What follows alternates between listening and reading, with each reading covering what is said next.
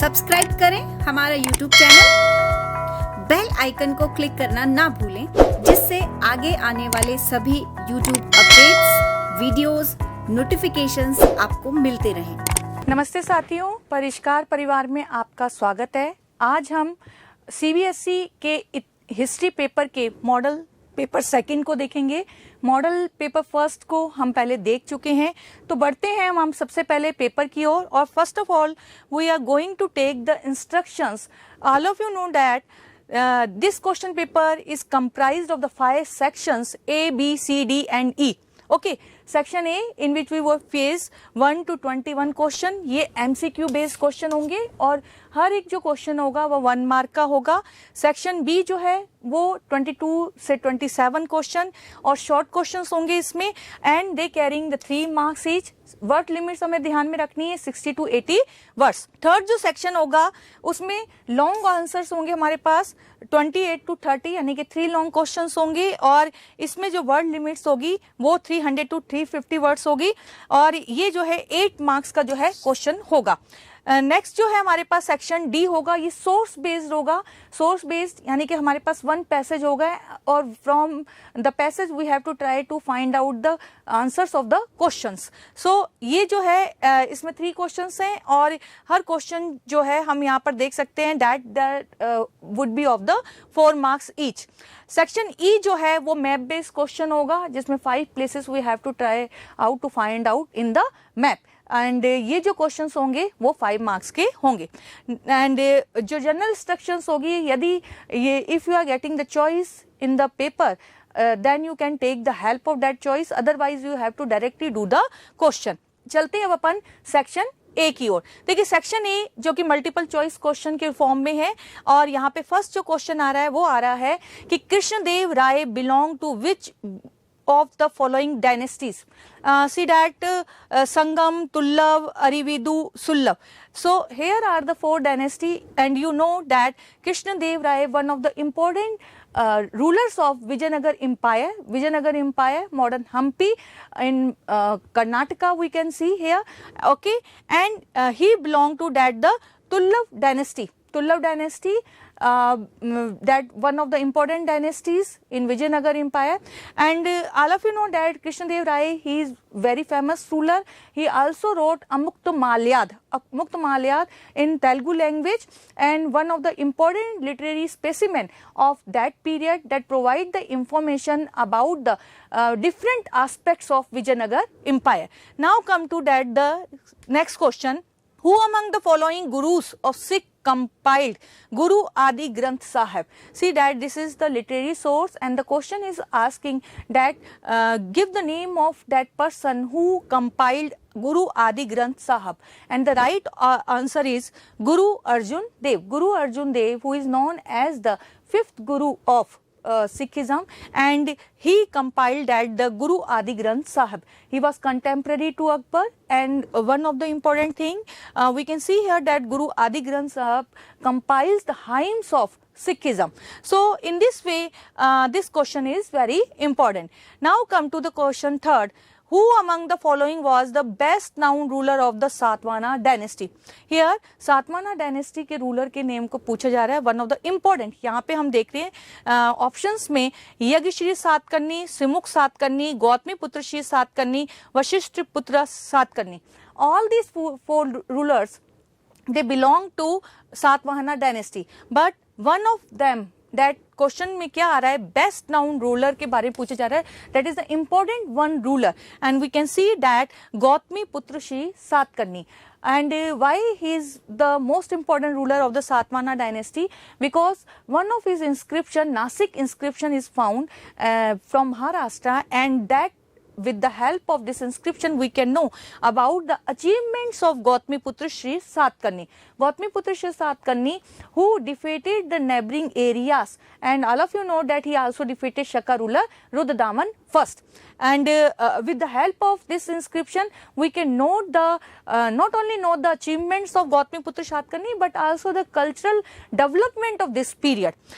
See that Simukh Satkarni was the founder of Satvana dynasty, while Yagishri Satkarni, Vasishta Putra Satkarni, they also belong to the Satvana dynasty. Now come to the next question. The compilation of Vinay Pitak, the Sut Pitak and the Abhidham Pitka are called as.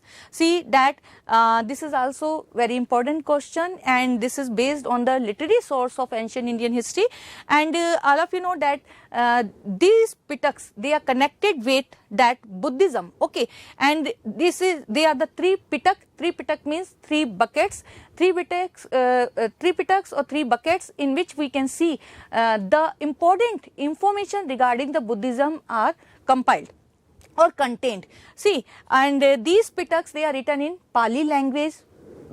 First of all, Vinay Pitak that contains the rules and regulation of Buddhism, Sut Pitak that contains the teachings of Mahatma Buddha, and Abhidham Pitka is considered with the philosophical part of Buddhism. So all these three Pitkas are very important. While Deepvansh, Mahavansh, okay, Deepvansh, Mahavansh and Ashok Vadana, these are the other literary source, and Deepvansh and Mahavansh, they are the Sri Lankan or Sihili language sources that also provide the valuable information during the Maurya period. So in this way, this question is very important. Now come to the next question. Which one of the following temples was used only by Vijayanagar rulers and their families? See here again, this question is on the Vijayanagar Empire, and we can see here the different names of the temples are coming.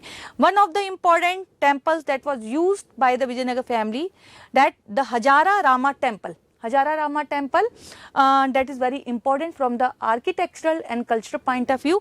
Hajara Rama means 1000 of Rama. Why 1000 of Rama? Because we are going to do the Sandhi Vicheda Hajara Rama temple.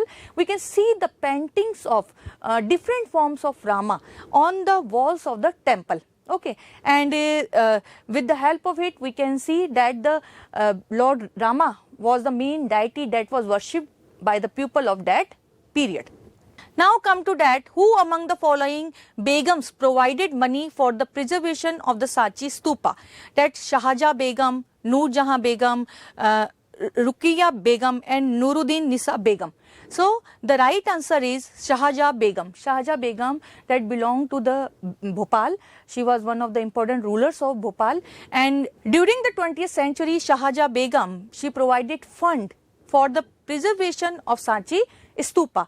Okay, now come to the next. Which of the following pairs associated with Buddha's symbolic representation is incorrect? See here, we can see here what the question is coming, that these are the symbols and these are the different postures of related with Mahatma Buddha or of Mahatma Buddha. So empty seat, wheel, Bodhi tree, stupa, and here we can see that empty seat, that is the related with the meditation of Buddha, wheel, sermon of Buddha, Bodhi tree is the right answer because it is incorrect. Why incorrect? Because Bodhi tree is related with the Sambodhi. Sambodhi is the stage or Mahatma Buddha get the true knowledge. So this Sambodhi is the important incident of Buddhism. Okay, stupa, Mahaparinibbana or Mahaparinirvana. Mahaparinirvana means the last stage or death of Mahatma Buddha. So these are the various symbols. हो सकता है कि आपसे केवल एक symbol के बारे में ही पूछ लिया जाए. So with the help of these symbols, you can identify the different incidents occurred during Mahatma Buddha. Now come to the next question. Identify the character of Mahabharata with the help of the following information. See that first information is coming. Guru or mentor of Kauravas and Pandavas, okay, did not accept Eklavya as his disciple. So here the options are Guru Vashishta, Guru Vyasa, Guru Sandipni and Guru Dronacharya. See what you have to do with the help of these two informations, you have to try out the find out the Guru name, that who was the Guru of Kauravas and Pandavas and who did not became the teacher or mentor of Eklavya. So the right answer is Guru Dronacharya. आपने story भी सुनी होगी कि Eklavya he also wanted to be perfect in archery. धनुष विद्या में जो है वो perfect होना चाहते थे, बट किसके समान? Like Arjun, one of the brothers of Pandavas, okay, but Dronacharya he refused. Then Eklavya constructed the mud structure of Dronacharya and started to do the practice of archery, and in this way he became perfect. So right answer is Guru Dronacharya. Now come to the next question. Which of the following statements about Mahajanpadas are correct? Correct पे हमें जाना है. देखिएगा ये महाजनपदास से है. Okay, first information आ रही है, mahajanapadas were Magadha, Kaushal, Gandhara and Avanti only की बात हो रही है. Most mahajanapadas were ruled by kings. Okay, some known as ganas और sanghas were oligarchies ruled under rajas. Each mahajanapada had the capital city which was often fortified. देखिए पहले अपन मीनिंग को लिखते हैं. फर्स्ट जो ऑप्शन आ रहा है वो ये कह रहा है कि केवल 600 बीसी में मगध, कौशल, गंधारा एंड अवंती जो थे इंपॉर्टेंट महाजनपदास थे केवल. It means only the 600 BC we can see the existence of these 4 mahajanapadas. It means not the existence of any other Mahajanpadas, but we can see that 16 Mahajanpadas were existed, and Agunta Nikaya and Bhagavati Sutra, both the literary sources are giving the ample examples of the existence of Mahajanpadas. So इस तरीके से अपना जो first option है वो क्या हो रहा है, गलत हो रहा है. ठीक है, most Mahajanpadas were ruled by kings, बिल्कुल सही बात है. We can see that the mostly that the dominant or monarchism existed during this Mahajanpadas. Monarchism means where the ruler was prominent, where the king was prominent, and all the decisions were taken by the ruler or king himself. Some known as Ganas or Sanghas were oligarchies ruled under Rajas. Very good question is coming, that some were known as the Ganas. Ganas means Gan, लोगों का समूह, collection of the people, because some were under the subordinate to the ruler. Okay, each mahajanapada had a capital city. बिल्कुल सही है. जैसे हम बात करते हैं मगधा की जो कैपिटल थी वो पाटलिपुत्रा होती है. ओके, इसी प्रकार से हम देखते हैं कि अवंती की जो है वो महिष्मती होती है.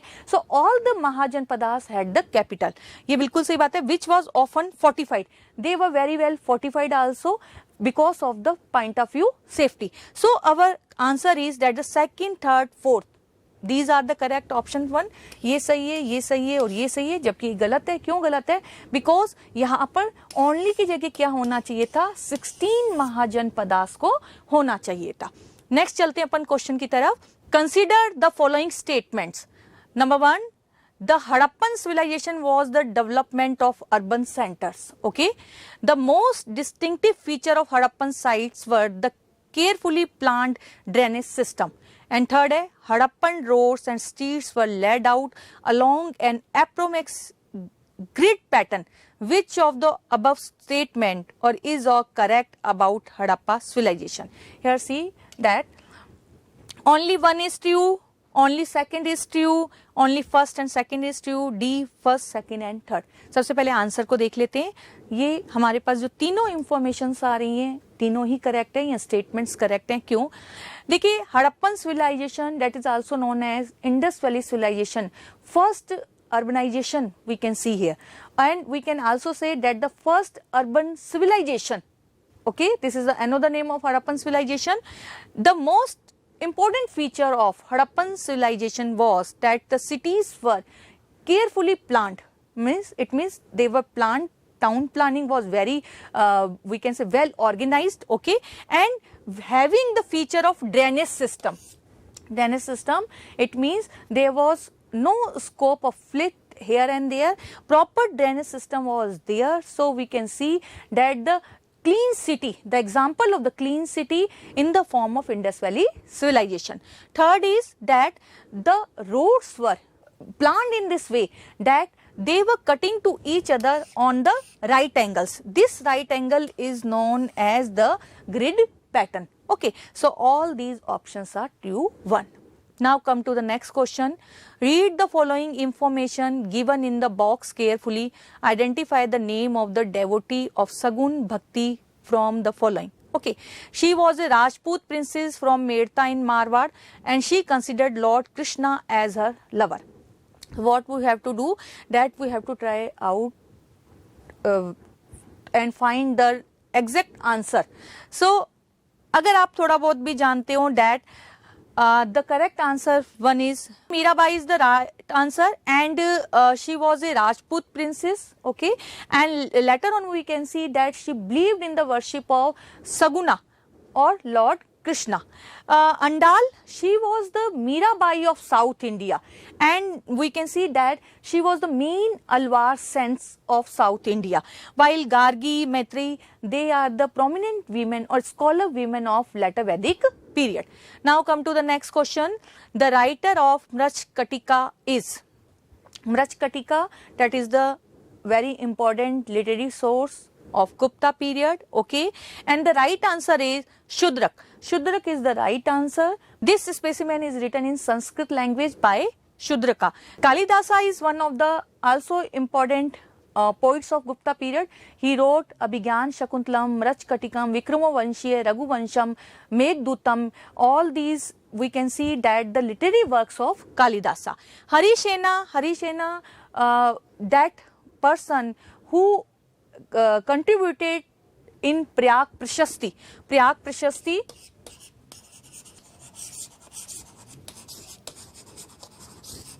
or you can also say Allahabad Prashasti.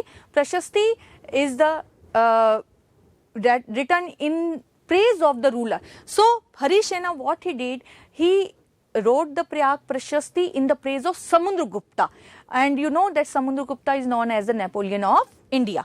Ban Bhatta was the court poet of Harshvardhan, Vardhan ruler, and he wrote Harsh Charitra. Okay, now come to the next question. The meaning of Vanik is, Vanik यहाँ पे technical और बहुत ही factual question पूछा गया है.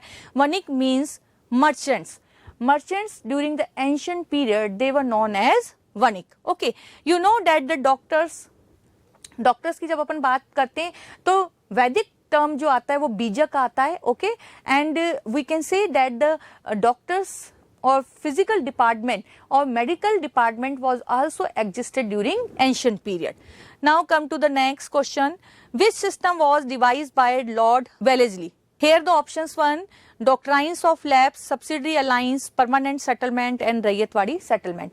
That Lord Wellesley, you know that first of all we take the answer subsidiary alliance system. What is the subsidiary alliance system? Basically, subsidiary alliance system was the tool of the British power to extend their empire in India. When Lord Wellesley came in India and he became the Governor General of India, he wanted to extend the British empire, and he took the device of subsidiary alliance in which the Indian states or the Indian kingdoms, they had to accept the treaty with the British, and under this treaty the Indian states or the rulers, they had to hire the British forces in their empire on the expenditure. On it means who would bear the expenditure? The kingdom itself or the state itself bear the expenditure. Similarly, we can see that if the state was bearing the expenditure, there was the lot of economic pressure on the state. The second point of the subsidiary alliance system was that the particular state or the kingdom who were accepting the subsidiary alliance system, they could not maintain the political relations outside without the prior condition of or without the prior permission of the British. So in this way we can see that all the Indian state, they came under the control of the British power. And you can take the example of that Mysore, when Tipu Sultan was defeated in 1799, he also, or the Mysore Empire also accepted the subsidiary alliance system. While doctrine of lapse theory was propounded by Lord Dalhousie, permanent settlement, we can see that Lord Cornwallis, okay. So these are the various options, and there we can see that the their statements also and their clearance also, on the basis of it you can find out the right answer 1. Now come to the next. The Battle of Plassey was fought between. Battle of Plassey, very important battle in modern Indian history, okay, or we can say in modern period. That was the period when British, they were trying their best to extend their empire, and this was battle in 1756 AD.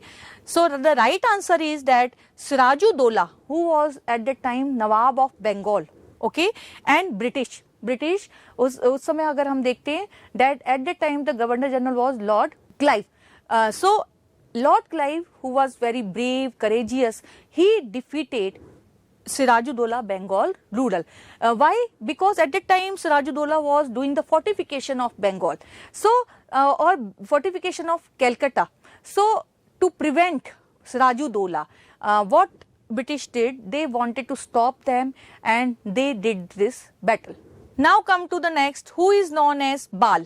See that this question is from modern Indian history. बाल के नाम से कौन जाने जाते हैं? And the right answer is that Gangadhar Tilak. Bal Gangadhar Tilak. Bal Gangadhar Tilak, who was that the extremist Congress leader, believed in not that we can say justice of the British, not in the function of the British, and he was very dissatisfied with the principles of the moderates. Okay, while we can see that Mahatma Gandhi is known as Bapu, so आपके पास question हो सकता है who is known as Bapu. Similarly, Vipin Chandra is known as the Pal, and Lala Lajpat Rai is known as Lal. So Lal, Bal and Pal, these were the prominent leaders of the Congress, and especially belong to the extremists of Congress branch. The Khilafat movement was led by, who led the Khilafat movement? That Mahatma Gandhi, Gangadhar Tilak, Muhammad Ali and Shaukat Ali, Lala Lajpat Rai. We can see that Khilafat movement was very important movement from modern Indian history point of view, and 1919 and 20 this movement was led by, the right answer is Muhammad Ali and Shaukat Ali. Two Ali brothers, they were there to lead this movement. Why this movement was there? क्योंकि उस समय हम देखते हैं first world war was going on, first world war होता है, और तुर्की, यहाँ जिसे हम टर्की कहते हैं, उसको पनिश करने के लिए एक जो है सेंट जर्मन ट्रीटी जो है ब्रिटिश की साइड से जो है इम्पोज की जाती है. एंड अंडर दिस ट्रीटी क्या हो रहा था बच्चों, कि जो ट्रीटी का जो मेन हेड था, रिलीजियस हेड था, दैट वाज द खलीफा, उसको जो है उसके राइट से जो है वो सेपरेट किया जा रहा था. So all the Muslims they came together in Turkey. Same impact we can see in India, because in India the Muslims they were also living. So against the British, against the this treaty, the Indian Muslims, they organized themselves under this movement. Now come to the next question. The writer of Young India is, see that Young India is the newspaper, and the writer is Mahatma Gandhi. Okay, so Gangadhar Tilak, we can see that two prominent newspaper, Kesari and Maratha. Gangadhar Tilak के कौन से newspaper हैं? Kesari and Maratha. Kesari newspaper was in Marathi language, while Maratha in English language. Okay, Pandit Jawaharlal Nehru, उनकी जो book आती है discovery of India है. Okay, Lala Lajpat Rai, उनकी बुक का नाम क्या है? Unhappy India. So in this way हो सकता है कि कभी कभी आपसे न्यूज़पेपर या बुक्स के ऊपर जो है कोई क्वेश्चन पूछ लिया जाए. Come to the next. Fatehpur Sikri was founded by. This question is from again that the medieval period. Babur, Humayun, Akbar, Jahangir. See that Fatehpur Sikri किसने फाउंड किया था? बिल्कुल अकबर ने, मुगल रूलर अकबर ने. Actually, in 1570s he decided his capital and made to construct a new city, that is the Fatehpur Sikri. और बाद में जो है वो फतेहपुर सीकरी को जो है अपनी कैपिटल भी बनाना चाहता था. क्यों? Because he was one of the devotee of Khwaja Moinuddin Chishti, whose दरगाह, उस जो मॉस्क है वो हम देख सकते हैं अजमेर में. तो अजमेर जो था दिल्ली से जो था काफी दूर था. So that is why the Fatehpur Sikri was the central point जहां से अजमेर जो है इजीली पहुंचा जा सकता था. सो इन दिस वे अकबर जो है वो फतेहपुर सीकरी को जो है कंस्ट्रक्ट करना चाहते थे. नेक्स्ट क्वेश्चन है, the famous painter Abul Hasan was patronised by. Famous painter की बात हो रही है, और he was the famous painter of Jahangir. Jahangir का जो पीरियड है वो गोल्डन एज कहलाता है पेंटिंग के पॉइंट ऑफ व्यू से. And Abul Hasan was one of the important painters of Jahangir period. ये मास्टर थे, जो थे मास्टर किसके थे? वो मैन के, या विमेन की जो पेंटिंग्स होती है उनको बनाने के लिए, जिसे हम पोर्ट्रेट कहते हैं, उनको बनाने में ये जो थे बिल्कुल माहिर थे। जबकि हम देखते हैं कि बर्ड्स की या जो फ्लोरा फ्यूना जो हमारे पास आते हैं, जो प्रकृति नेचुरल सीन्स आते हैं, उनको बनाने के लिए, जो प्रकृति के जो सीन आते हैं उनको बनाने के लिए जो पेंटर थे उनका नाम था मंसूर। तो ये जो पेंटर्स थे ये जहांगीर के समय में जो है पेट्रोनाइज किए गए, उनको जो है कोर्ट में जो है जहांगीर ने बहुत अच्छे उच्च रेस्पेक्ट पोजीशन से रखा, उच्च सम्मान दिया। और इस तरीके से हम देखते हैं कि मुगल पीरियड में जो है डेवलपमेंट ऑफ पेंटिंग देखा जा सकता है। Now come to the next question. Nayanars believe the worship of Lord Vishnu, Lord Shiva, Lord Ganesha, Lord Rama. Nayanars one of the important tradition of bhakti we can see in south India, because इसके साथ साथ अलवार का नाम भी आता है और नैनार का नाम भी आता है। So Nayanar believe the worship of Lord Shiva, while the Alvar they believe in the worship of Lord Vishnu. Vishnu से कौन जुड़े हुए? अलवार।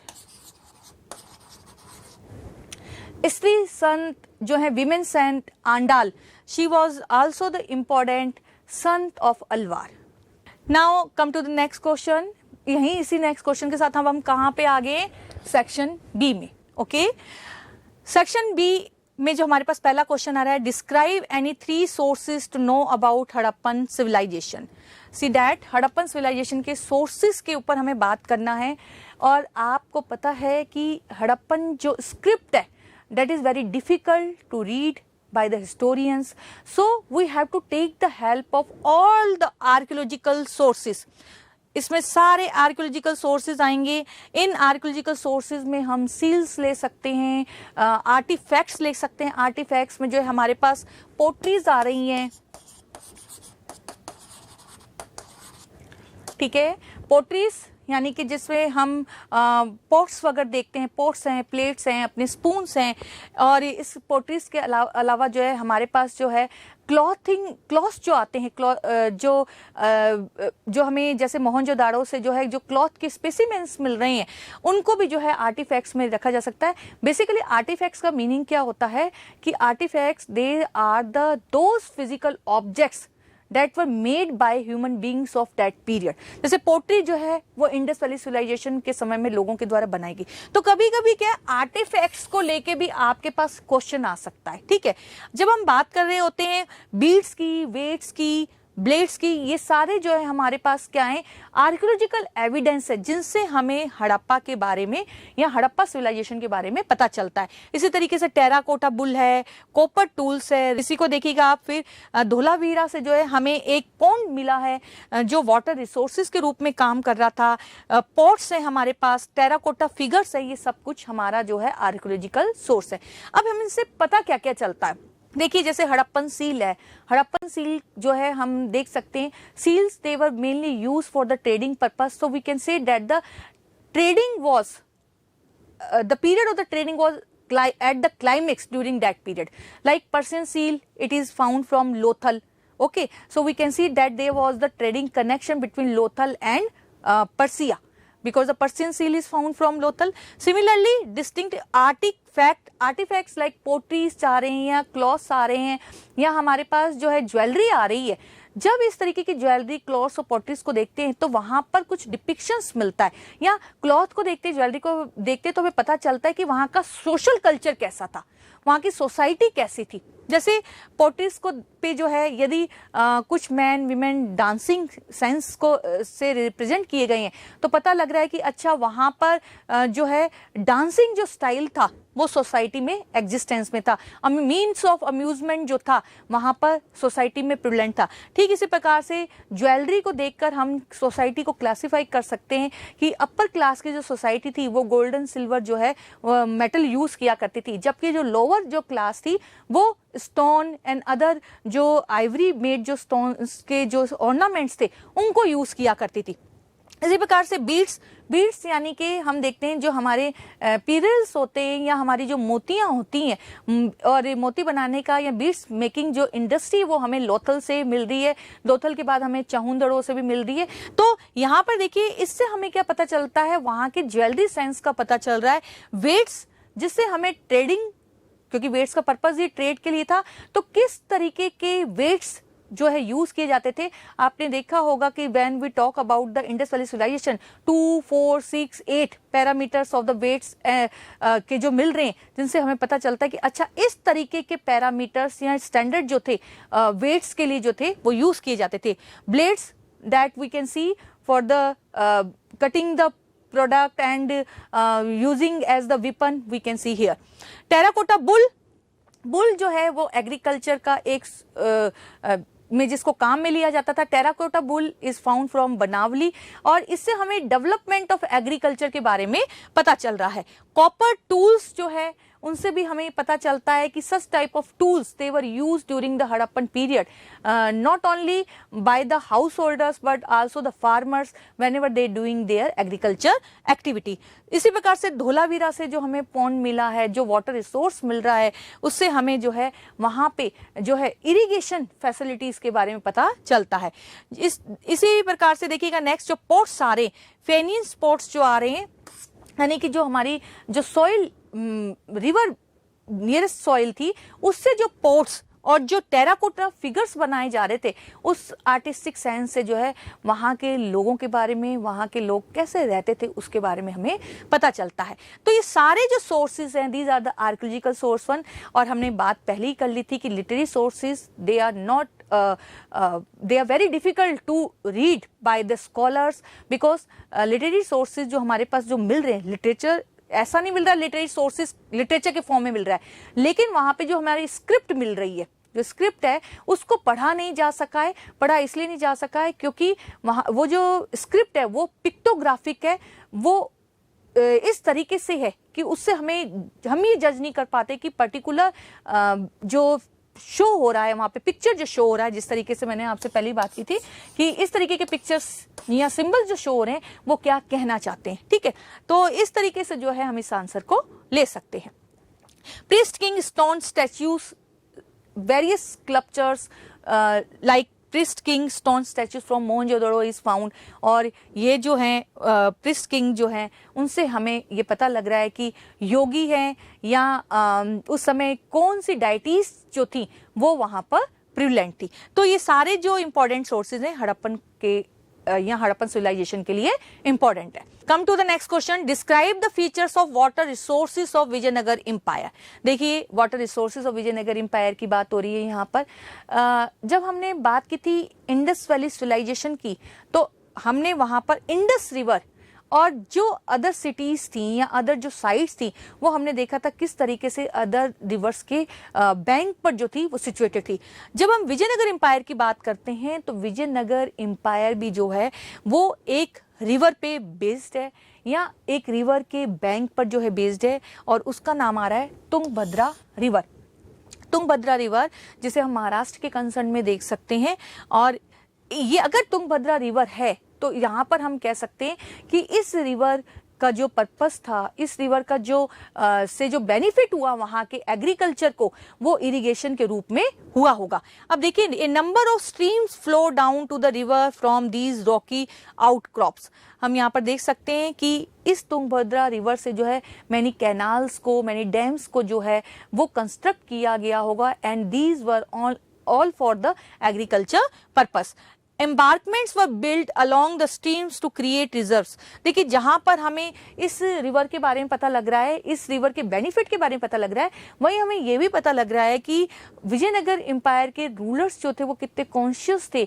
दे adopted the welfare attitude towards their society, and all these embankments were build along the streams to create reservoirs और sources of the water.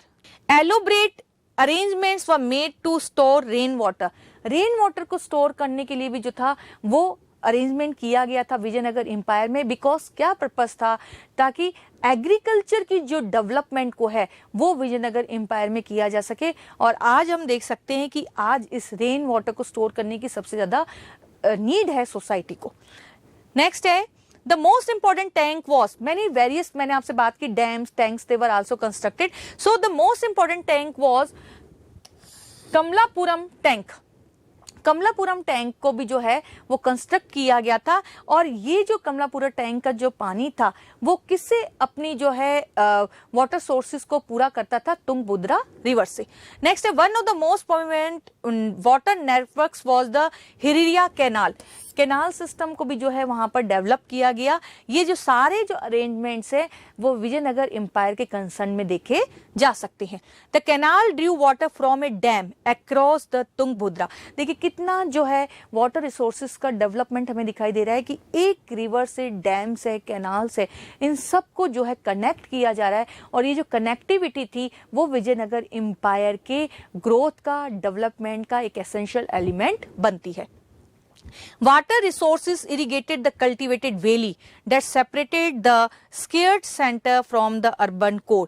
क्या था, देखिए कोई भी जो सिटी होती है वहां पर टू टाइप्स ऑफ लैंड्स होती है, दैट द अर्बन कोर और दूसरा जो हम जिसको कहते हैं that the barren core. Barren core जहाँ पे कोई भी एग्रीकल्चर एक्टिविटी नहीं की जा सकती। तो एक डिफरेंस जो है हमें उस कंसर्न में भी दिखाई देता है कि कौन सी इरिगेटेड लैंड थी जिसका जो है यूज किया जाता था एग्रीकल्चर पर्पस से। और ये जो सारा एग्रीकल्चर जो सारा कल्टीवेशन था वो किस पे डिपेंड था, इस वाटर रिसोर्सेज पे बेस्ड था। Now come to the next question.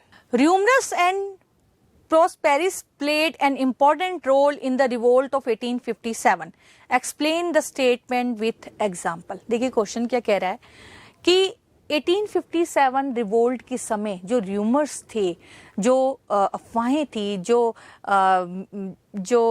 यहाँ हमें ये कहना चाहिए कि exactly not happen but the people assume that would be going to happen. और इसने क्या किया, 1857 के रिवोल्ट को क्रिएट करने में एक इम्पॉर्टेंट रोल को किया। ठीक है, सो हमें अब इसको स्टेटमेंट को जो है वो जो है प्रूव करना है बाय गिविंग द एग्जाम्पल्स। तो एग्जाम्पल्स क्या है देखिएगा। देखिए पहला एग्जाम्पल क्या आ रहा है, पहले हम पढ़ लेते हैं इसको। Categorise of the Enfield rifles bullets coated with the fat of cows and pigs, and that beating those bullets would corrupt their caste and religion। पहला पॉइंट क्या कह रहा है, ये जो एनफील्ड राइफल्स थी they were introduced during the 1857 revolt and one of the important and main causes of 1857 revolt. ये Enfield rifles जो थी वो किससे बनी हुई होती थी, ऐसा माना गया और ऐसा कहा जाता है, it is sad that they were coated with, उसके ऊपर जो है कोट किया जाता था, यहाँ लगाया जाता था fat of cows and pigs. तो काउज एंड पिग्स का जो है वो फ्लैश जो है वो यूज किया जाता था। और जो स्पॉयज और सोल्जर्स थे उसको वो लोग जो थे वो इसका यूज करने से पहले अपने तीस से बिट किया करते थे।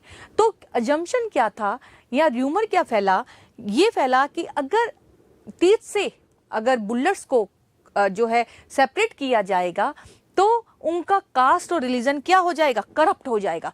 और सोल्जर्स ने कहा अरे नहीं, ये तो हम ऐसा नहीं करेंगे क्योंकि हमारे लिए सबसे इंपॉर्टेंट क्या है, हमारी कास्ट और रिलीजन है, इसलिए हम इसका यूज नहीं करेंगे। और all the spoils they came together and they resisted against the British forces। You know the name of Mangal Pandey, who became the important leader of 1857 revolt। He was the soldier also। हम वहां पर जो है मंगल पांडे के role को भी देख सकते हैं। देखिएगा नेक्स्ट कॉज क्या आता है, नेक्स्ट जो है हम र्यूमर जो के ले रहे हैं वो क्या आता है कि फ्लोर क्या मतलब हम बात कर रहे हैं, जब हमने बात की कि British they had mixed the bone dust of cows and pigs, किस में मिला दी, into the flour that was sold in the market. अब र्यूमर क्या फैला कि उस फ्लोर का यूज किया जा रहा है, उस आटे का यूज किया जा रहा है जिसमें बॉन डस्ट मिली हुई है काउज एंड पिग्स की। और लोगों ने जो है ये कहा ये फ्लोर तो क्या है, हमारे खाने की चीज है, अब हम खाएंगे कैसे, हम रोटी कैसे बनाएंगे। And all the people they came together, ये एक र्यूमर फैलता है। थर्ड जो र्यूमर था वो था चपातीस। ऐसा माना जाता है, वेरियस एक्सपर्ट्स भी कहते हैं कि north India, in the parts of North India, chapatis were being distributed from village to village। Chapatis जो थी वो एक सिंबल रखी गई, स्प्रेड किया गया उसको एक विलेज से दूसरे विलेज में कि जिन जिन विलेज से ये चपातीस होके गुजरेगी वहां पर जो है रेसिस्ट किया जाएगा ब्रिटिश पावर को। And that villages were became the main centres of 1857 revolt. लोटा एंड खलासी issue. Lota and Khalasi issue क्या था? Khalasi from a lower caste asked a Brahmin spoy to give him some water from his container of water. The spoy refused to give him his container, saying that touch by a lower caste would pollute the water. ऐसा कहा जाता है कि एक rumour ये भी था कि लोअर कास्ट जो था उसने ब्राह्मण स्पॉय से कहा कि तुम मुझे जो है अपने कंटेनर से पानी पिला दो, लेकिन उस स्पॉय ने मना कर दिया ये कह के कि अगर तुम इसको टच करोगे तो ये वाटर क्या हो जाएगा, पॉल्यूट हो जाएगा, और मैं ऐसा नहीं करूंगा। और इसको लेकर जो है एक सोसाइटी में एक डिवीजन दिखाई देता है upper caste and lower caste का। और ये जो अपर कास्ट जो थी, क्योंकि sepoy mostly belong to the British side and they were the Britisher, तो इसलिए क्या होता है कि वहां पर 1857 का रिवोल्ट हो जाता है। लोअर कास्ट किसके लिए कहा गया है? इंडियन सोसाइटी के लिए सिंबलाइज की गई है, जबकि स्पॉय किसके लिए सिंबलाइज किए गए हैं? ब्रिटिश सोल्जर्स के लिए। चलते हैं हम अपने नेक्स्ट क्वेश्चन की ओर। The next question is explain the role of doctor B.R. Ambedkar in the constituent assembly of India. देखिए, इसमें डॉक्टर B.R. अम्बेडकर ने जो कंट्रीब्यूट किया टू फ्रेम आउट और to design that constituent assembly, drafting committee को design किया, उसके बारे में उनके रोल को पूछा जा रहा है। ठीक है, देखिए पहला जो लाइन आ रही है हमारे पास, he served as chairman, he became the chairman of the drafting committee of the constitution. Because अगर हम इंडिया के फ्रीडम की बात कर रहे हैं, then India needed a constitution. तो उस कॉन्स्टिट्यूशन का नेचर कैसा होगा, इसको लेके हम देखते हैं एक ड्राफ्टिंग कमेटी बनाई गई, और उस ड्राफ्टिंग कमेटी के जो चेयरमैन थे वो कौन थे? Doctor B.R. Ambedkar. Second, he played for the abolition of untouchability. बिल्कुल सही बात है। He was the firm supporter of equal rights, he didn't believe in untouchability. According to him all the people are treated equally in the country before law and order. So he started to criticize untouchability. We can see the roots of untouchability from the ancient period, and in this the people, they were discarded on the basis of their caste or religion. So what happened? Dr. Bhimrao Ambedkar said that there should be no casteism. All the people, they should come under one umbrella, and that umbrella was our constitution. He also wanted a strong and united center, a center that contained all the rights and can direct the states to do the particular action. So he favored a strong and united center. He asked for equal rights. I told you, because he criticized untouchability. मैंने वहीं पे कहा था. He was the firm believer of equal rights. He said that the education should be given to not only to the upper classes but also of the lower classes. He was in favor of parliamentary democracy. He was not in the favor of such type of democracy or parliamentary that would be not beneficial to all the people of the country. But he wanted that the parliament should be beneficial for the democratic states. So he favored the parliamentary democracy. Epigraphy alone does not provide a full understanding of political and economic history. Justify the statement with its four limitations. यहाँ पे epigraphy को पहले हम समझ लेते हैं। देखिए, epigraphy in the form of pillars, coins, sculptures, poetries, all the physical objects that would be find out by the archaeologist by digging the soil and in the remains of archaeological specimens. So epigraphy, अगर हमें inscription, coins, seals, sculptures, poetries, monuments, buildings के रूप में मिल रही है, तो question ये आ रहा है कि उसके क्या ड्रॉबैक है। ये क्वेश्चन क्यों इंपॉर्टेंट है? क्योंकि epigraphy is one of the elements to reconstruct history. On the basis of the epigraphy, we can connect the different historical events and same historical facts. So we can recreate history on the basis of it. But although usefulness of the epigraphy, we can see there are some limitations of epigraphy also. So we have to discuss here the limitations. So first जो deficiency आ रही है, first limitation जो आ रहा है वो आ रहा है कि there are technical limitations. Technical limitations क्या है? In studying the inscription, in some inscriptions letter are very faintly engraved, they are not clear, we cannot exactly see in which the inscriptions were engraved during the particular period. For example, if the symbol is coming or if the writing is coming in this way or in this way, we cannot exactly take the meaning of it. So sometimes the letters are very confused and we cannot take the exact meaning of these letters. If the letters they are not clear, we cannot connect these letters or cannot take the help of these letters for creating our history or to knowing the different aspects of history. Second thing is coming, some inscriptions are damaged. कुछ inscriptions क्या हो गए हैं? Damage due to rain और the natural calamities, and in some inscription letters are missing. कुछ में तो letters ही missing है। देखिए, फर्स्ट ऑफ ऑल यहाँ पे जो लेटर्स की बात हो रही है, जो इंस्क्रिप्शन पे लिखा गया है, ओके, ये इंग्लिश के लेटर्स नहीं है, but the inscription mostly they are written in Prakrit, Pali और संस्कृत लैंग्वेज। तो जिस संस्कृत शब्द या प्राकृत, पाली शब्दों में लिखा गया है, यदि वहां पे वो लेटर ही मिस्ड है, then we cannot say that the proper, whenever there is no proper letter, what would be the proper meaning of the whole word? Okay, so reconstructions are uncertain. मैंने आपसे बात की, इससे जो है हम कोई भी हिस्ट्री के फैक्ट्स को नहीं जान सकते। If we don't know any fact, our concept related with the particular incident और event also can not be completed. Next है, besides, it is not always easy to be sure about the exact meaning of the words used in inscription, some of which may be specific to a particular place or time. This has to be done carefully to ensure that the intended meaning of the author is not changed. देखिए क्या बात आ रही है।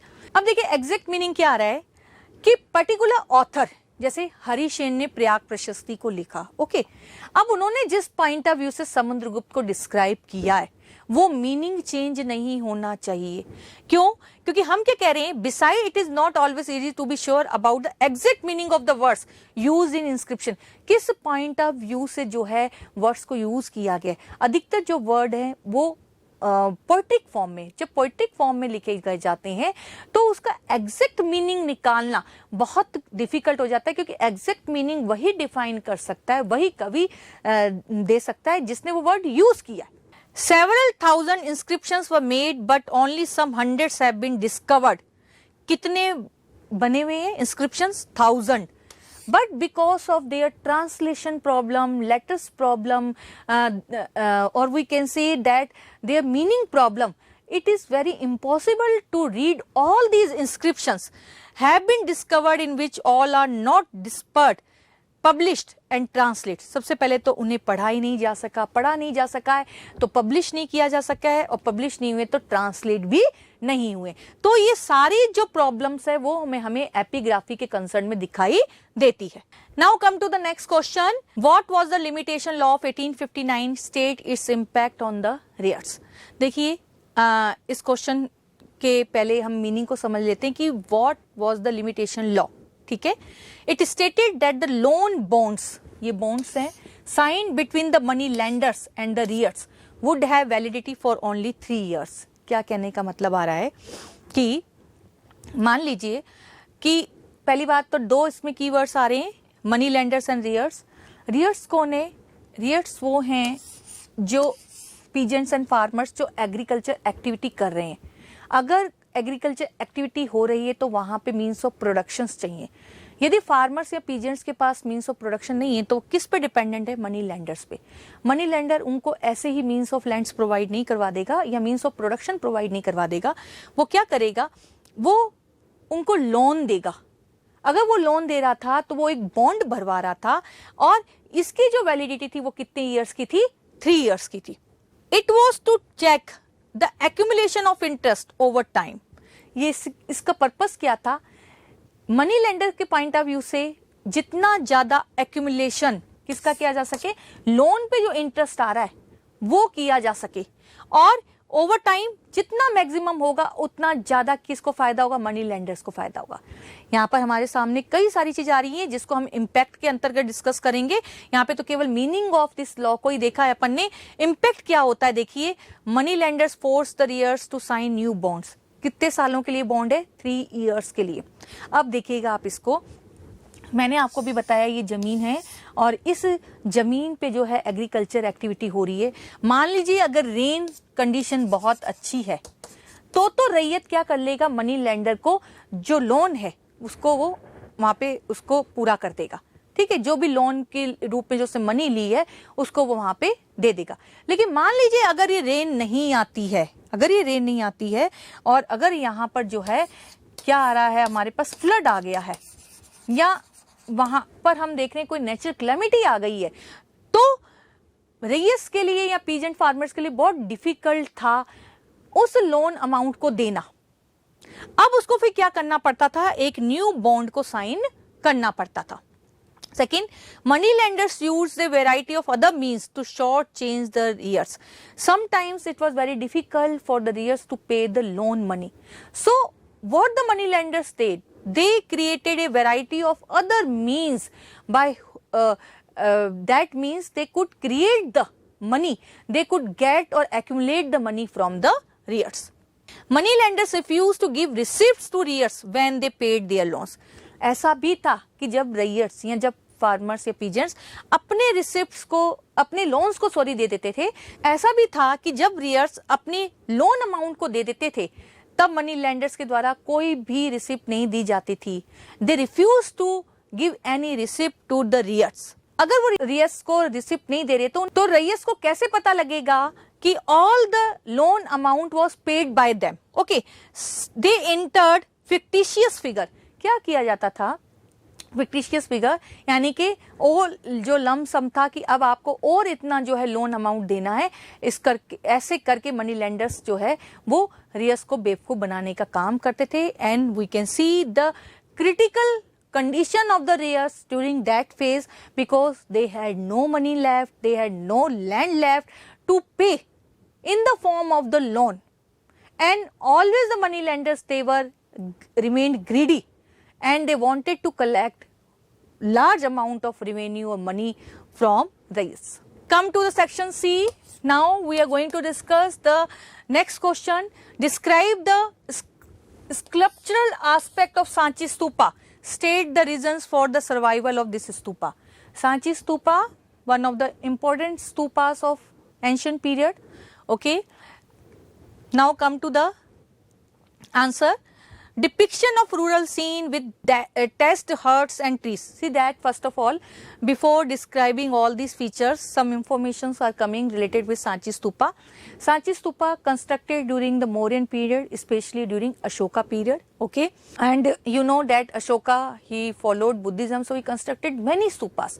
But one of them, Sanchi Stupa, is the most important one of that period, belonged to Maurya period. You know, the purpose of stupa was to keep the ashes and related things of Mahatma Buddha. Okay, and one thing more, that Sanchi Stupa is situated in Madhya Pradesh. First of all, it was that patronized by Bhopal Begums. Later on, the British, they tried their best to publish the new reports on Sanchi Stupa for their preservation, and we can see इस तरीके से जो है Sanchi Stupa को जो है save करने का काम किया गया। Now come to the, अब स्कल्पचर पॉइंट ऑफ व्यू से जो है क्या डिपिक्शन हमें दिखाई देता है। देखिए यहाँ पर अगर हम सांची स्तूपा के थोड़ा सा फिगर को देखें, देखिए सांची स्तूपा जो है इस तरीके से कुछ कंस्ट्रक्ट है। यहाँ पे ये पिलर्स, ये इसकी जो है रेलिक्स है, ये हार्मिका,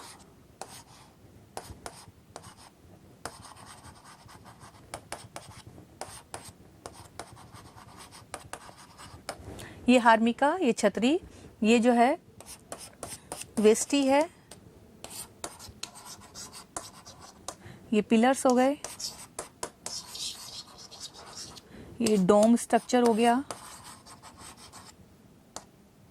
ठीक है, अब ये जो स्ट्रक्चर आ रहा है उसके बेस पे हम थोड़ा सा समझने की कोशिश करेंगे कि we can see the depiction of rural scene with test huts and trees और हट्स का जो है ज्यादा से ज्यादा नेचुरल सीनरी का जो है ज्यादा से ज्यादा सांची स्तूपा में यूज किया गया है इसके डेकोरेशन के लिए, इसकी रेलिक्स के डेकोरेशन के लिए, पिलर्स के डेकोरेशन के लिए। Second thing is coming that the empty seat to indicate, क्योंकि स्तूपा के अंदर जब हम देखते हैं तो वहां पे एम्प्टी सीट भी है। ये क्या इंडिकेट करती है? The meditation of Buddha, you know meditation of Buddha when he wanted to get sambodhi और ट्रू नॉलेज। तो हमें सांची स्तूपा से ये हेल्प मिलती है कि what were the important incidents related with Mahatma Buddha, like Sambodhi is coming, and the next one important incident is also mentioned, and the stupa was meant to represent the Mahaparinibna. Mahaparinibna means the funeral ceremony of Mahatma Buddha. When Mahatma Buddha got attained nirvana or Mahaparinirvana means death, at that time the funeral ceremony was performed. The whole scenario was represented in this manner of Sanchi Stupa that it appears alive. Another frequently used symbol was the wheel. Wheel किसके लिए? Wheel इसका symbol है कि that he stood for the first sermon of the Buddha. मतलब महात्मा Buddha first of all he sermoned, he gave the religious speech at Sarnath, and this incident is mentioned in the form of the wheel delivered at Sarnath. Okay, so ये whole incident जो है सांची स्तूपा पे जो है mention किया गया है, एंड ये जो सारे इंसिडेंट्स हैं वो महात्मा बुद्धा की लाइफ से रिलेटेड है। Next thing is coming, the shalabhanjika motif suggests that many people who turn to Buddhism enriched it with their own pre-Buddhist and even non-Buddhist beliefs, practice and ideas. Shal Bhanjika is taken during the ancient period, a holy tree, okay, and इसका जो motives है, इसका जो specimen है, इसका जो अंकन है, वो ये सजेस्ट कर रहा है कि बहुत सारे लोग, those who followed Buddhism, they enriched with after adopting that Buddhism. In this way we can see what was the impact of Buddhism when the people they came into the contact with the teachings of Mahatma Buddha. They were inspired, they changed their life, and the whole scenario is presented by this Shal Bhanjika motif. Animals like elephant, horses, monkeys and cattle were also presented. Elephants were depicted to signify strength and wisdom. यहाँ पे देखिए police stop पे गलती से आगे elephants क्यों, किसका symbol है? ये शो कर रहे हैं स्ट्रेंथ और विजडम को। इस तरीके से डिफरेंट एनिमल्स का जो डिपिक्शन आ रहा है वो स्तूपा को जो है क्लोज बना रहा है नेचर के, और वो अलाइव कर रहा है। ऐसा लग रहा है जैसे महात्मा बुद्धा के समय में जो सारे इंसिडेंट हुए हैं वो उसको हम देख पा रहे हैं, उनको हम समझ पा रहे हैं। सो उनको देखने और समझने के लिए Sanchi stupa is one of the best examples. If we are going through that Buddhism, what are the principles of Buddhism and how Mahatma Buddha he did the Mahabhinishikaraman when he left the house. All these incidents are depicted on Sanchi Stupa. Maya कौन है? Mahamaya, mother of Mahatma Buddha. Others identify her with a popular goddess, गज Lakshmi, literally the goddess of good Fortune. अब सांची स्तूपा पे जो है दो औरतों को भी दिखाया गया है, और ये टू जो विमेन है, एक जो है माया के रूप में, महामाया के रूप में आइडेंटिफाई की गई है, और दूसरा जो है गजलक्ष्मी के रूप में आइडेंटिफाई की गई है. So we can also note the childhood, even the parents of Mahatma Buddha with the help of Sanchi Stupa. Now we come to the step why there is a need to preserve Sanchi Stupa. Okay, and how it was done. When Sanchi was discovered in 1818, it was discovered, okay, क्योंकि लोगों को पता नहीं था कि कोई सांची स्तूपा भी है. 3 of its 4 गेटवे, इसके जो 4 गेटवेज हैं, 4 में से जो इसके 3 गेटवे हैं, सॉरी, वर स्टिल स्टैंडिंग, 3 खड़े हुए थे. The 4th was lying on the spot where it had fallen and the mound was in good condition. देखिए क्या था कि इस सांची स्तूपा के 4 गेट्स थे, लेकिन जो 3 थे वो तो उस समय थे 1818 में, लेकिन जो 4th था वो ब्रोकन था, वो नीचे गिरा हुआ था। तो जब वो गिरा हुआ था तो वापस से एक नीड फील हुई, क्यों नहीं इस सांची स्तूपा को प्रिजर्व किया जाए या उसके जो है सेफ्टी के जो है, इसके रिनोवेशन के जो है वापस से जो है एफर्ट किए जाए। Come to the next point. 19th century, Europeans like the French and the English sought Shahjahan Begum's permission to take away the Eastern Gateway, which was the best preserved to be displayed in museums in France and England, but she refused. जैसे मैंने आपसे अभी ऊपर बात की थी कि 4th gateway क्या था, टूट गया था. So when Europeans companies they came in India, especially French and English or the British, they sought the permission from Bengal ruler Shahjahan Begum that they wanted to take the 4th gateway to their museum for the preservation, but she refused. Why she refused? Because this gateway, this Sanchi Stupa was the symbol of our Indian culture, and she wanted to preserve, she wanted to take the keenly interest in Indian culture. And what she did, she started to take interest in the construction of or in a renovation of Sanchi Stupa. And we can see that the rulers of Bhopal, Shahjahan Begum and her successor Sultan Jahan Begum provided money for this purpose. Money was provided and preservation was started during this time. ध्यान रखिए ये ancient site है but was important from cultural point of view. UNESCO भी ने भी जो है इसको एक कल्चरल हेरिटेज के रूप में कंसिडर किया है. And Shahjahan Begum, she provided money for the preservation of this ancient site. She funded the museum and that was built there, as well as the guest house where John Marshall lived and wrote the volumes. Okay, and later on ये जो volumes थे हम देखेंगे कि publication के लिए भी वो जो है पब्लिश कर देती. इसके लिए जो उनको वेल्थ थी, जो ब्रिटिश को जो वेल्थ थी की जरूरत थी, वो भी उसको पूरा कर देती है. सो with the help of this publication of the volumes, we can understand the helping nature of Shahjahan Begum, as well as we can also understand her nature for the preservation of the ancient site. Now come to the next question. Examine the role of the village panchayat in the Mughal period. The village panchayat was an assembly of elders with hereditary rights. Elders were the members of this village panchayat and they possessing the hereditary rights. Hereditary right means the rights that were passing from one generation to another generation. In mixed caste villages, the panchayat was usually a heterogeneous body. Mixed caste means the panchayat did not belong to the particular class, but various classes or various castes were included in that. That is known as the heterogeneous body. Means that village panchayat was a mixture of various castes. That panchayat that was mixed up with the various castes, they are known as heterogeneous body. The panchayat was headed by a headman like sarpanch, known as Muqaddam. उस समय क्या बोलते थे, मुकद्दम और मंडल south India में. chosen through the concessions of the elders and zamindars.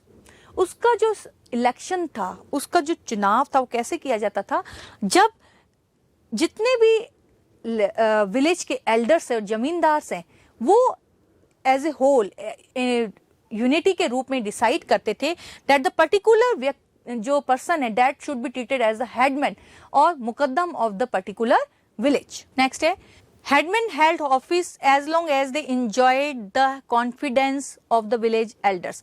Headman जो था, village जो सरपंच था या मुकद्दम जो था, वो अपनी ऑफिस को तब तक होल्ड कर सकता था, तब तक वो अपनी पोस्ट पे बना हुआ रह सकता था जब तक कि वो विलेज के एल्डर्स जो हैं उनके कॉन्फिडेंस को लिए हुए है. नेक्स्ट है the chief function of headman. क्या था? To supervise the preparation of village accounts.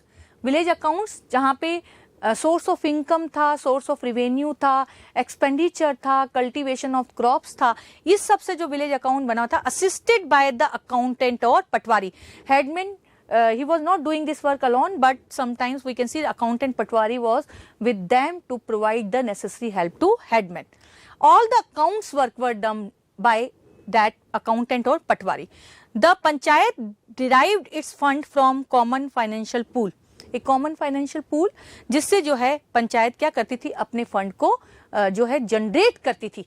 क्यों? क्योंकि उससे क्या करना है, विलेज के जितने भी हम देख रहे हैं, विलेज के से रिलेटेड जितने भी फंक्शंस हैं उसको करना है, और ये सभी बिना फाइनेंस के नहीं हो सकते थे। तो इसके लिए कॉमन जो फॉर्म पे जो है फंड को क्या किया जाता था, जनरेट किया जाता था।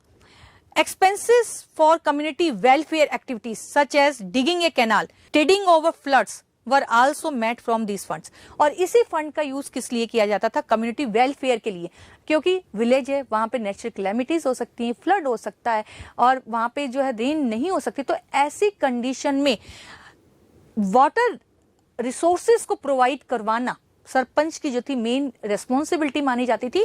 And we can see that he dug the canal system for the irrigation purpose and try to compensate the farmers who were facing the problem during the natural calamities or over floods. They ensured conduct of the members of the village community. Members जो थे of the village community वो सभी इस तरीके से लगे हुए थे, इस तरीके से काम करते थे कि वो ensure करते थे कि उनका जो मेन मोटिव है वो विलेज के लिए है, विलेज के वेलफेयर के लिए है। Panchayats also had the authority to levy fines and inflict more serious forms of punishment like expulsion from the community. If there would be any crime, the Gram Panchayat had the authority to punish the particular person and the person could be expelled from the village community. Caste or jati in the village had its own jati panchayat. एक particular area या village जहां पर कोई cast और जाति रहती थी वो क्या क्रिएट किया करती थी, जाति पंचायत को क्रिएट किया करती थी।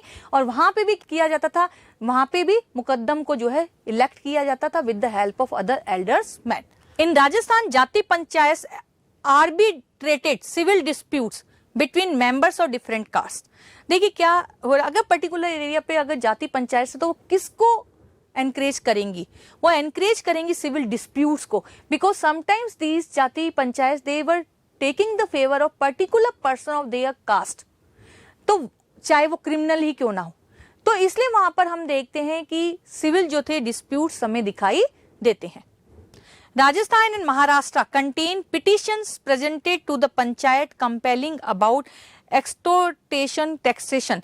Sometimes if the taxation system was too much, like अगर हम राजस्थान के कॉन्टेक्स्ट में बात करते हैं तो Bijolia movement, बेंगू movement, these peasant movements were also led by because of this condition, because the peasant farmer they had to pay maximum revenue, lag bag, and the landlords they were trying to enrich themselves. Come to the next question. Describe the teachings of Baba Guru Nanak and its relevance in today's world.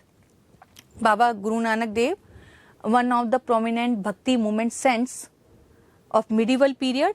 First of all आ रहा है हमारे पास point, निर्गुण भक्ति, that is the God, the absolute Rab, had no gender or form. देखिए पहला जो point है वो ये कह रहा है कि गुरु नानक जो है he believed in निर्गुण form of भक्ति। निर्गुण फॉर्म ऑफ भक्ति को पहले हम समझ लेते हैं। 2 फॉर्म्स हैं भक्ति की,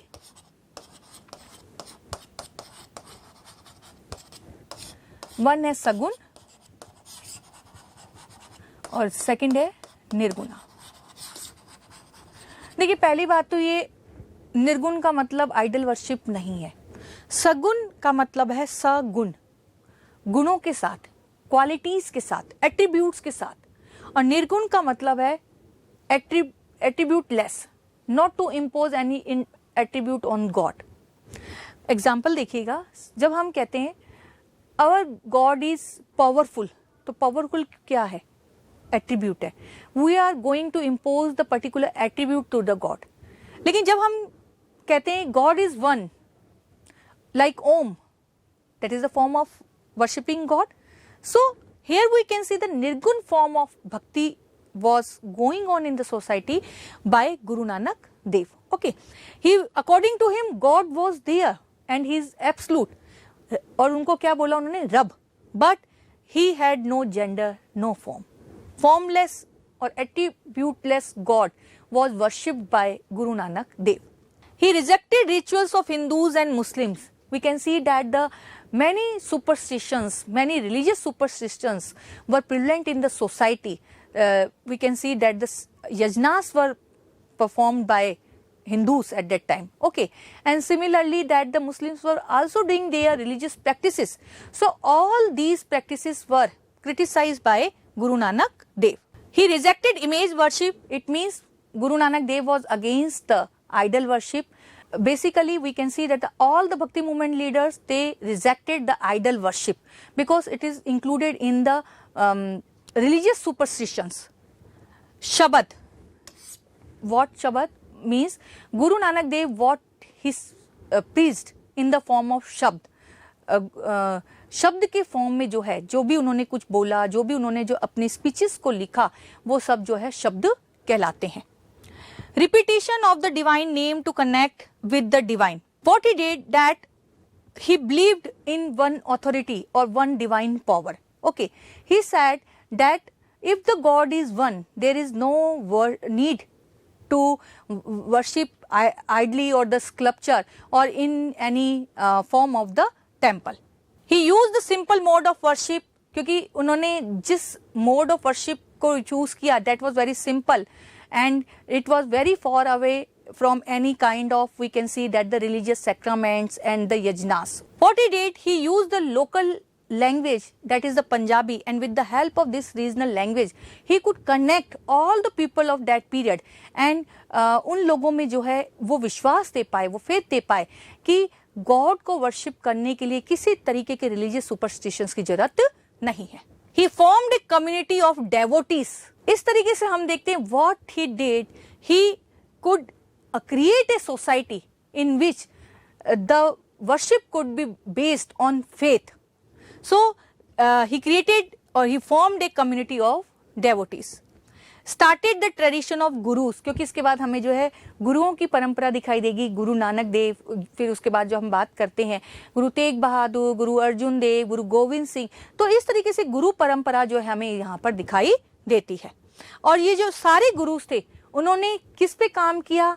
between the unity of all the people, welfare of the society, and they tried to use the purity in the society. They emphasized on the purity of society when there were the attacks of Aurangzeb. आप ध्यान में रखिएगा, तब वहाँ पर हम देखते हैं what these guru did. They took the armaments for the safety of the society. The hymns called Gurbani, इनके हाइम्स को क्या बोला जाता है? Gurbani, are translated into various languages. Come to the section D. Section D में हमारे पास sources available हैं और on the basis of sources we have to try to give the answer. देखिए ये वन पैसेज है हमारे पास regarding the Ibn Battuta, how he came in India. All of you know that Ibn Battuta came during the medieval period, specially Mohammad bin Tughlaq, and he one of the important works of Rihla was written by Ibn Battuta. कुछ informations जो हैं वो Ibn Battuta के बारे में दी गई हैं और इस पैसेज को पढ़ के जो है हमें क्या करना है? आंसर देना है.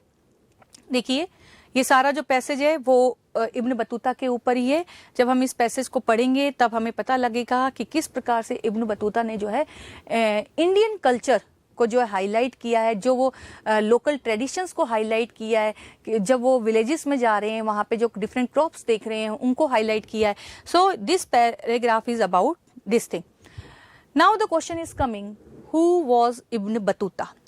That he was the Moroccan traveller. Morocco से आते हैं, ठीक है. इस कब आते हैं ये? During the Mohammad bin Tughlaq.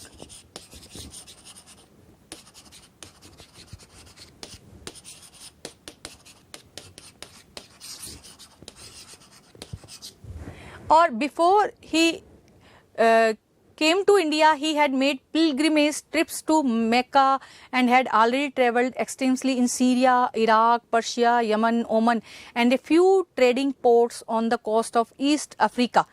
यानी कि इंडिया आने से पहले हम देख सकते हैं कि वह जो है वो मक्का भी जाते हैं, सीरिया भी जाते हैं, इराक भी जाते हैं, पर्सिया भी जाते हैं.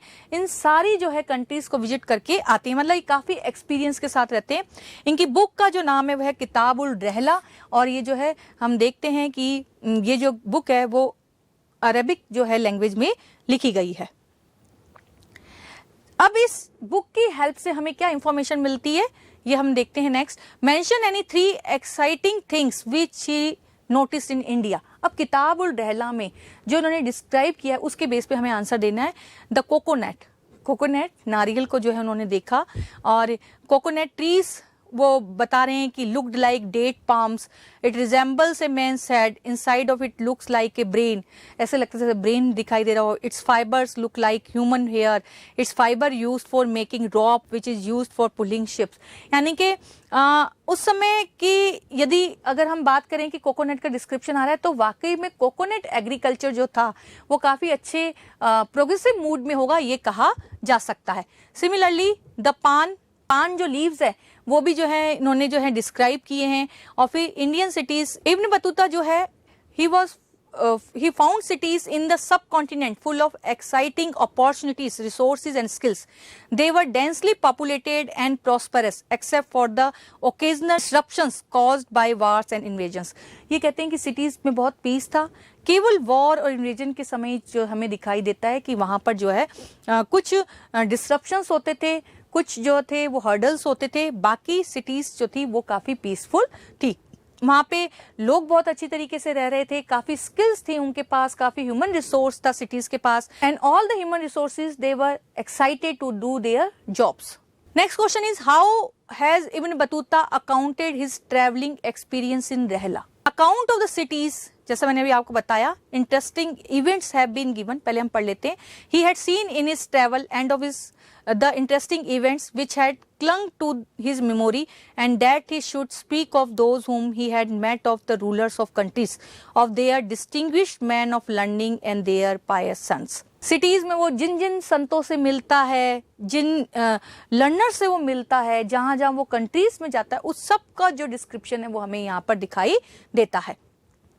नेक्स्ट है narrative which gave entertainment to the mind and delight to the ears and eyes, with a variety of crucial particulars by the exposition of which be given edification and of marvelous things by referring to which he aroused interest. इन्होंने क्या किया है, कुछ डिलाइटली scenes भी create किए हैं जिससे किताब उल रहला को पढ़ना है बहुत बोरियत नहीं लगता है। कुछ इंटरेस्टिंग मोहम्मद बिन तुगलक की जो कुछ इवेंट्स को, इंसिडेंट्स को भी जो इसमें इन्होंने इंक्लूड किया है। अब हमें नेक्स्ट हमारे पास पैराग्राफ है, ओके, और इस पैराग्राफ को हमें पढ़ना है, उस पैराग्राफ के बेस पे हमें कुछ आंसर को डिस्कस करना है। ये पैराग्राफ है the real minorities and the masses of this country. Minorities जो the people those who were not having too much rights and social rights, economic rights, okay, they were treated as minor. उनके लिए, उनके बारे में जो है passage दे रहा है, और मासेस ऑफ दिस कंट्री, जो अन्य लोग थे कंट्री के, उनके बारे में जो है इस पैसेज में डिस्क्राइब किया गया है। देखिए ये इस पैसेज में जो है Jawaharlal Nehru, N G Ranga said, sir there is a lot of talk about minorities. Who are the real minorities? Not the Hindus in the so-called Pakistan province, not the Sikh, not even the Muslims. Nor the real minorities are the masses of this country. ठीक है, अब कौन है minorities? These people are so depressed and oppressed and suppressed till now. देखिए तीन तरीके की बातें हुई है, depressed, oppressed and suppressed. Depressed because they had no political, social, economic and religious right. तो वैसे ही डिप्रेशन में, क्योंकि उन्हें इक्वली ट्रीट नहीं किया जा रहा था कुछ लोगों को, okay, so they were known as the depressed classes. Oppressed higher classes या रिचेस्ट पीपल के द्वारा जो क्या किए गए हों, एक्सप्लॉइट कर किए गए हों, एंड सप्रेस्ड जिन्हें बिल्कुल ही क्या कर दिया गया हो, कुचल दिया गया हो। Till now that they are notable to take advantage of the ordinary civil rights. उन्हें क्या मिलने चाहिए, सिविल राइट्स मिलने चाहिए। What is the position? You go to the tribal areas. इसके लिए क्या किया जाए, ट्राइबल एरिया में चला जाए। According to law, their own traditional law, their tribal law, their lands cannot be alienated.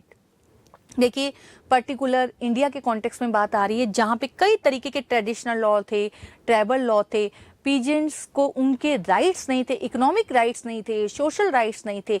तो ये जो पैसेज है इस पर है कि उन ट्राइबल एरिया में जाया जाए और लोगों के लिए जो है, उन ट्राइबल लोगों के लिए जो है राइट्स की बात को जो है पैराग्राफ कह रहा है।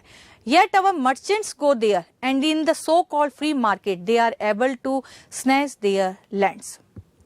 ठीक है.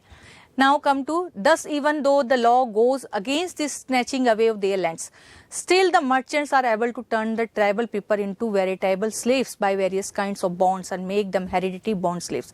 देखिए ये ठीक वैसा ही पैराग्राफ है जैसे जिसकी चर्चा मैंने आपसे थोड़ी देर पहले क्वेश्चन में भी की थी कि actually this paragraph is about the presenting the critical condition of the heirs who were exploited by the money lenders, because in the previous question I have discussed that how the money lenders, they were bringing the heirs into one bond for the 3 years and they were doing the exploitation of the heirs.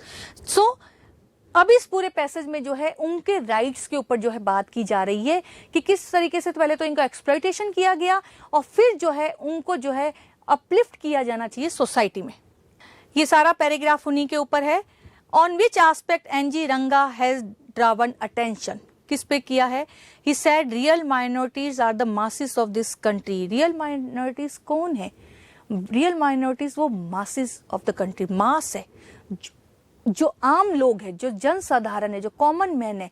क्योंकि उसे क्या किया गया है? Exploit किया गया है. उसे क्या किया गया है? डिप्रेस किया गया है. उसका क्या है? सबसे ज्यादा सप्रेशन किया गया है.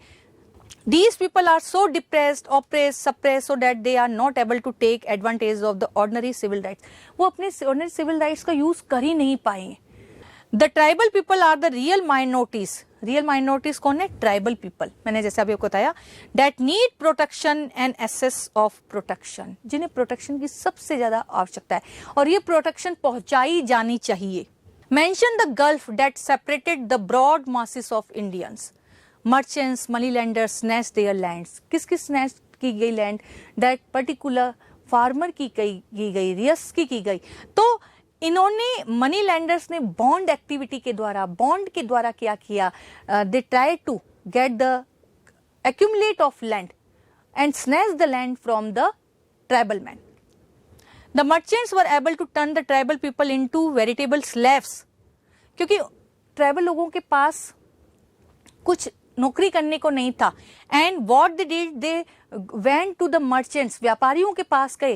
व्यापारियों ने उनको कैसे ट्रीट किया? एज ए बॉन्डेड लेबर के रूप में इन्होंने ट्रीट किया.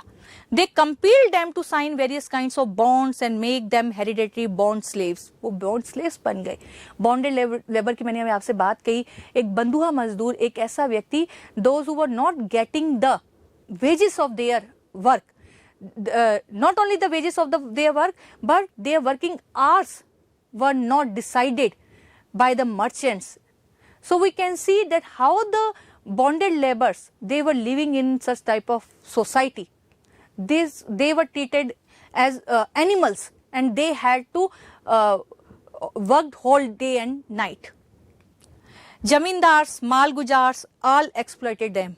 Zamindars, landlords, malgujars, those people who were collecting the revenues, malgujars. No elementary education facilities were there. There were no education facilities for the tribal men. So they became illiterate. They were not conscious of their rights. What kind of protection was needed for the real minority?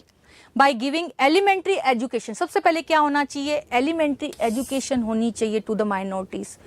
Elementary education से व्यक्ति क्या करेगा?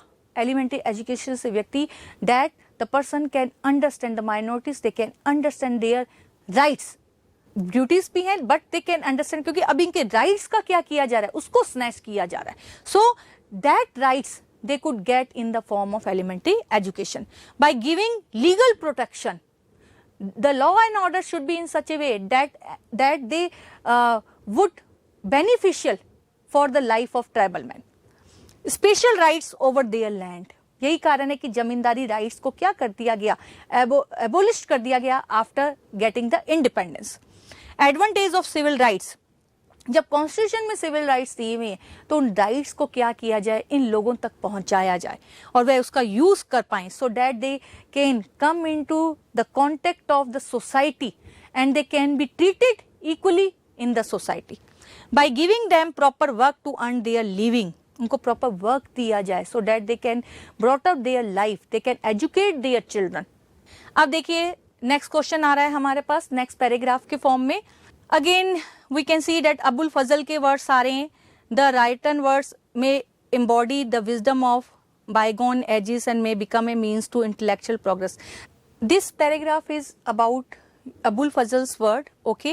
Abul Fazl, who was the court poet of Akbar and who wrote Ain Akbari and Akbarnama in Persian language. अब इस passage के द्वारा जो है हम ट्राई करेंगे find out to answer. Come to the directly answers. Why were words considered as the lamp of wisdom? Why? According to him, the spirit for rational thinking comes from the words. देखिए ये क्या कह रहे हैं कि rational जो thinking है वो किससे आती है? वर्ड्स से आती है. ओके मतलब ये जो पूरा जो पैसेज है वो वर्ड्स के ऊपर है कि how the people they have to speak before anybody else. उन्होंने जो सबसे ज्यादा एम्फेसाइज किया वो रैशनल थिंकिंग को किया है. Second thing, who has Abul Fazl related words with knowledge? Words have the power to shape and articulate ideas which in turn helps in enhancing knowledge. देखिए अबुल फजल कह रहे हैं कि किसमें सबसे ज्यादा पावर होती है? वर्ड में सबसे ज्यादा पावर होती है. देखिए डिफरेंट थोड़ा पैराग्राफ आ रहा है, थोड़ा है तो हिस्ट्री से रिलेटेड, लेकिन ये थोड़ा सा जो है फिलोसॉफिकल जो है पैराग्राफ है. इसमें वर्ड की पावर को समझाया गया है कि अगर आपके पास शब्दों की ताकत है तो आप क्या कर सकते हैं? अपने आइडियाज को जो है जनरेट कर सकते हैं. आप उस आइडियाज के जनरेशन से आपके नॉलेज में जो वृद्धि होगी उसकी बात जो है अबुल फजल कह रहे हैं. Difference between a common viewer observation and the observation of a learned and deep person. देखिए ये वापस से बात आ रही है. Learned ones can put down their ideas in distinctive forms. जो लर्नड व्यक्ति होता है वो अपने आइडियाज को किस फॉर्म में रखता है? Learned ones observe things minutely. पहले वो सबसे पहले क्या करेगा? माइन्यूटली लेवल पे जो है ऑब्जर्व करेगा, चीजों को सोचेगा. And with vast vision, vision के द्वारा can express the same with the power of words. फिर वो क्या शब्द को एक्सप्रेस करेगा. Now come to the section E. It is related with the map. Amritsar, Panipat, Ujjain, Ajmer, Goa, Dholavira. Now come to that. See that this is a map.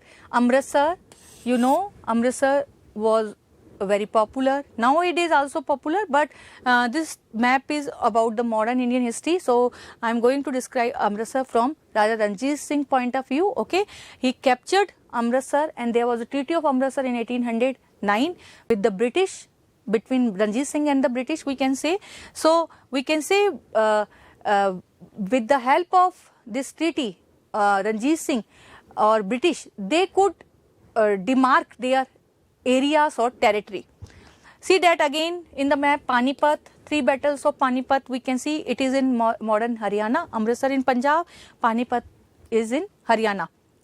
Okay, next thing is coming Ajmer. Why Ajmer? Because this area is important from Akbar point of view, who took the pilgrimage to Ajmer. Ajmer was very famous center, not only during medieval period, but also we can see, okay, Khwaja Muinuddin Chishti Dargah is located in Ajmer, and Akbar was one of the devotee of Khwaja Muinuddin Chishti. He went there. Next is coming that Azamgarh. Okay, it is nearby. We can see lower part of that UP. Ujjain. Ujjain was the famous center of education, and here we can see that it is situated in Madhya Pradesh. Dholaveera. Dholaveera, that is important site of Indus Valley civilization. Okay, and one of the largest we can say that the site of Indus Valley civilization. From Dholaveera, the signboard is also found out by the archaeologists, and by the help of signboard we can know the script of Harappa. Next thing is coming that the Goa. Goa, Masulipattnam. Masulipattnam, that was the important trading centers of the English and later on French during the modern period. सो इस तरीके से ये map के कुछ important places रहे. धन्यवाद साथियों for your cooperation that you have take the keenly interest in these slides. Thank you very much. धन्यवाद.